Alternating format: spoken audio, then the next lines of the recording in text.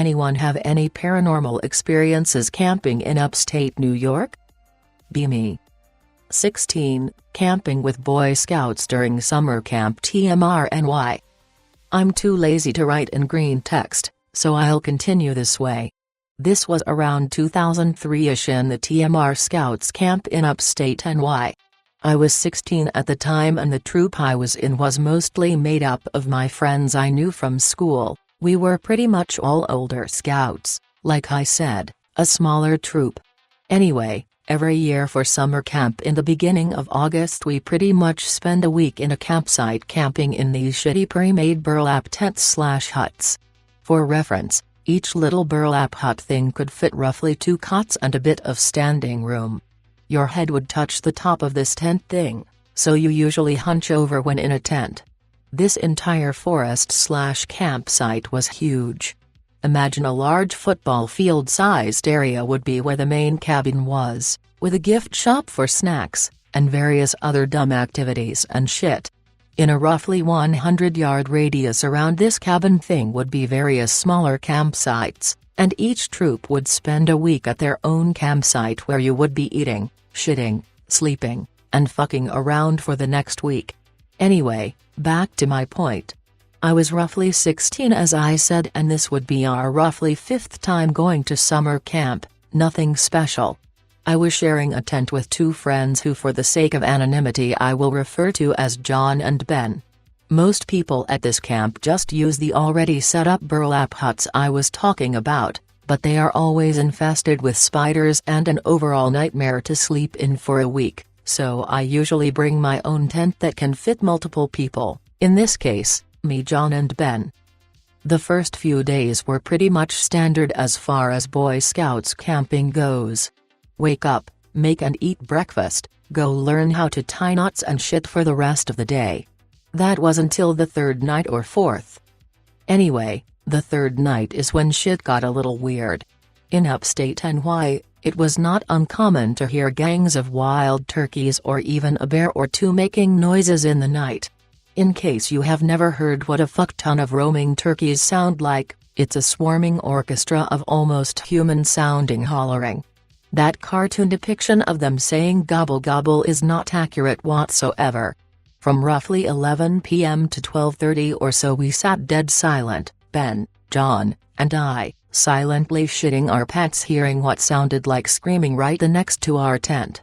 After we told our counselor the next morning what we heard, we pretty much got laughed at for being retards, as it was just turkeys or some shit, or so we thought. The next night we hear the same noises again, so Ben says fuck it, as we were all both tired, and kind of getting bored of this shit. Ben decides to poke his head out and see what the fuck was going on. He gasps audibly and jumps back into the tent, with a blank and somewhat troubled face on. Me and John assumed he was fucking with us as he typically does, but he refused to respond to me after I kept asking him what the fuck was up. After 5 minutes of asking him, John tells him to stop fucking with us and asks if we're in trouble or not, getting genuinely worried from these ungodly sounds coming from outside. Ben finally calms down and tells us to just go to sleep and not make too much noise and he'll tell us in the morning. I say fuck that and stick my head out of the zippered tent door as well. Roughly 15 meters away from our tent was definitely the large figures of some turkeys, but they were clearly agitated as they were spreading their wings trying to intimidate something. About 10 feet from the turkeys facing away from us was a large and slender humanoid thing moving its body weirdly. At first I assumed it was one of the counselors scaring the turkeys away from the campsite until my eyes adjusted and saw it was definitely not exactly human. You know those illusion books you used to read as a kid?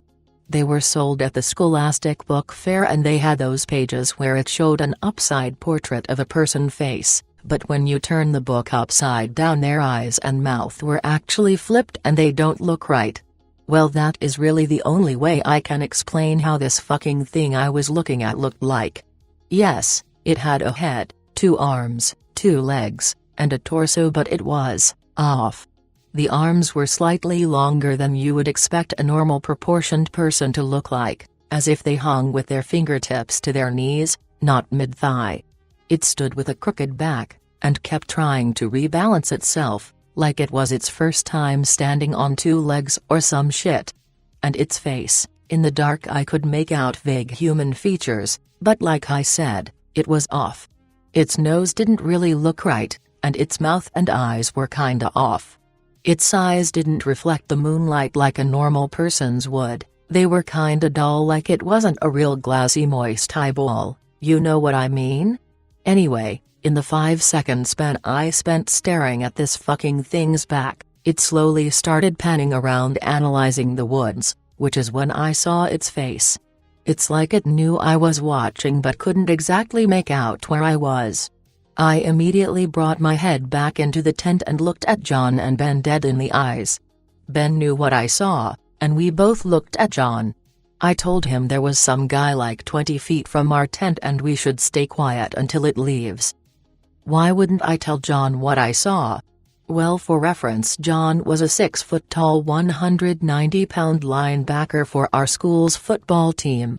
If I told him some fucking thing was outside our tent tripping the turkeys clean in half and heaving them down, his first reaction would probably be something as dumb as getting the fuck out of the tent, alerting this thing in the process, and trying to fight it.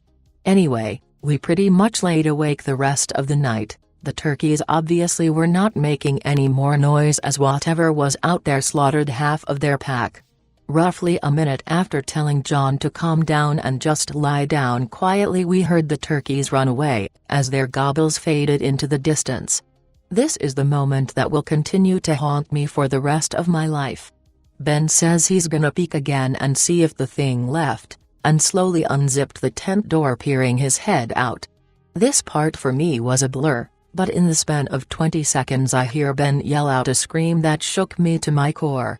You know, in horror movies when a character sees something scary and screams?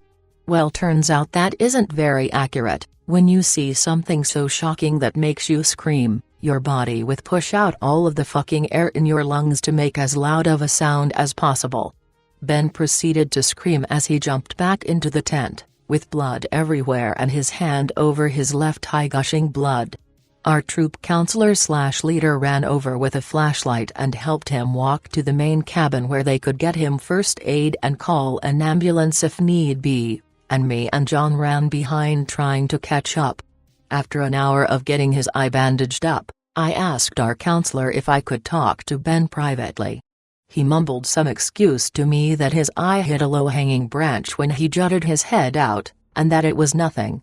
I asked him about the thing I know we both saw outside our tent and he started getting defensive, saying he didn't know what I was talking about. Ben was sent home early, and the following week, coming back home from camp, my mom informed me Ben and his family had decided to move to Florida unexpectedly. To this day I really don't know what that thing was or what it did to Ben.